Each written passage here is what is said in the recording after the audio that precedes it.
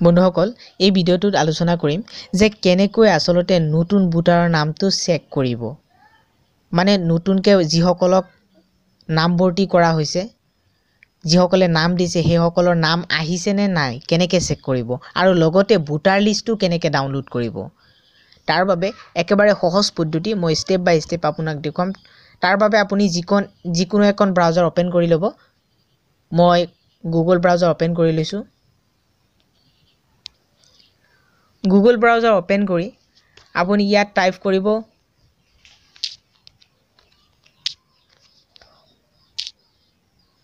Election Commission of India বা short ফৰ্মুলাত লিখিব পাৰে ECI Election Commission of India এটো টাইপ কৰিব টাইপ কৰাৰ পিছত এনে এখন পেজ খোল খাব আপোনাৰ প্ৰথম যেটো পেজ দিয়া আছে এটো প্ৰথম যেটো ওয়েবসাইট দিয়া আছে ইলেকশন কমিশন অফ ইন্ডিয়া আৰু তলত দিয়া আছে eci.gov.in এটোত আপুনি প্ৰথমটোত ক্লিক কৰি দিব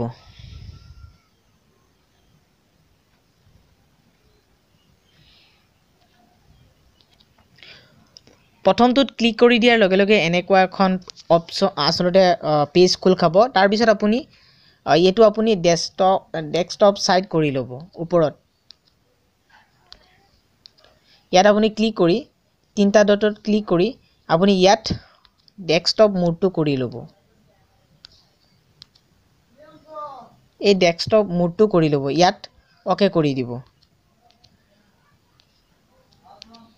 ওকে কৰি দিয়াৰ লগে লগে চাওক এনেকুৱাকে এখন অপচন আসলে পেজ খোল খাব তাৰ পিছত অলপ তলত আপুনি নামিব চাওক অলপ তলত স্ক্ৰল ডাউন কৰাৰ পিছত এই চাওক ইয়াত অসম দিয়া আছে এই অসমৰ লগতে ইয়াত চাওক লিখা আছে প্লিজ সিলেক্ট আইএন ষ্টেট তো আপুনি অলপ জুম কৰি মই জুম কৰি দিছো আপোনাক দেখুৱাই দিছো তো মই অলপ জুম কৰিছো চাওক ওপৰত লিখাই আছে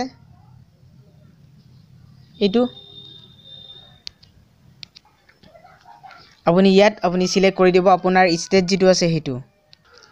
তো ইয়াত আপুনি সিলেক্ট কৰি দিব সিলেক্ট কৰি আপোনাৰ যেটো ষ্টেট হেতু আপুনি সিলেক্ট কৰি দিব মই অসমৰ সিলেক্ট কৰি দিছো আসলতে আপোনাক বুজা দি আছো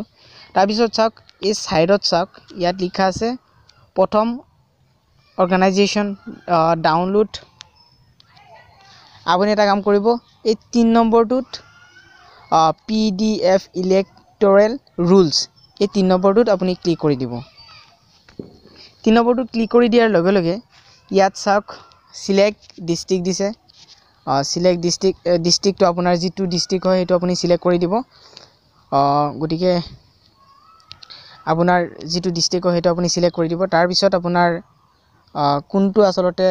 LC হয় মানে আপোনাৰ সমষ্টি কোনটো হয় কিমান নম্বৰ সমষ্টি হয় সমষ্টিটো আপুনি সিলেক্ট কৰি দিব তাৰ পিছত আপোনাৰ যেটো আছে ইয়াত আপুনি য'ত ভোট দিয়ে ভোট কেন্দ্ৰ হে ভোট কেন্দ্ৰৰ নামটো কি আপুনি সিলেক্ট কৰি দিব তো আপোনাৰ ভোট কেন্দ্ৰৰ নামটো আপুনি সিলেক্ট কৰাৰ পিছত আপোনাৰ যেটো হেতু আপুনি সিলেক্ট কৰি দিব তাৰ পিছত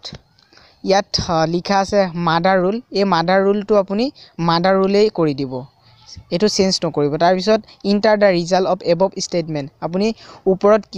কিমান নাম্বাৰ দি আছে 59 + 7 এটো কিমান হয় যোগ কৰি আপুনি ইয়াত বহাই দিব 59 + 7 আছে তে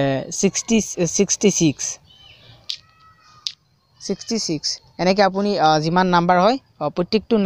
সময়ত চেঞ্জ হৈ থাকে এটো নাম্বাৰ লিখাৰ পিছত ভিউ ৰুল ইয়াত আপুনি ক্লিক কৰি দিব আৰু আপোনাৰ ভোট কেন্দ্ৰৰ সম্পূৰ্ণ নামটো আহি যাব ইয়াক ইয়াত ডাউনলোড দেখুৱাই আছে আপুনি ইয়াত ডাউনলোড মাৰি দিব ডাউনলোডত ক্লিক কৰি দিব তো ডাউনলোডত ক্লিক কৰি দিয়াৰ লগে লগে ডাউনলোড এনেকৈ হৈ থাকিব তো চাওক ডাউনলোড হোৱাৰ পিছত ডাইৰেক্ট ওপেন হৈ যাব আপোনাৰ ইয়াত ক্লিক কৰিব নালাগে ইয়াত চাওক ইয়াত দেখুৱাইছে ওপেন বুলি একদম সুকত চাওক ইয়াত দেখুৱাইছে ওপেনত ক্লিক কৰি দিব ওপেন দেখুৱাব ওপেনত ক্লিক কৰি দিব ওপেনত ক্লিক কৰি দিয়াৰ লগে লগে চাওক এতিয়া আহি গল সম্পূৰ্ণ আপোনাৰ বুটা লিষ্ট আপুনি ক'ত বুট দিয়ে সম্পূৰ্ণ ঠিকনা আহি যাব ফটো আহি যাব মেপত আহি যাব আৰু চাওক ইয়া সম্পূৰ্ণ আসলতে কাৰ নাম আহিছে ইয়া চাওক ইয়া 37টা পেজ ইয়াত আছে এতিয়া আপোনাৰ যোনখন হয় আপুনি ইয়াৰ পৰা আপোনাৰ ঘৰ নম্বৰটো সিলেক্ট কৰি আপুনি এনেকৈ জানিব পাৰে আসলে বন্ধুসকল যদি আপুনি এই বস্তুটো বুজিব পাৰিছে তেনেহলে এটা লাইক কৰি আমাক আৰু উৎসাহ দিয়ক যাতে এনেকুৱা ধৰণৰ আপোনালোকৰ সহায়ৰ ভিডিঅ'বিলাক আমি আপলোড কৰি থাকিব পাৰো আৰু লাইক কৰিব শ্বেয়াৰ কৰিব আৰু লগতে সাবস্ক্ৰাইব কৰিব যদি মোৰ চেনেলত আপুনি নতুন আজিলৈ মানে বাই বাই জয় আই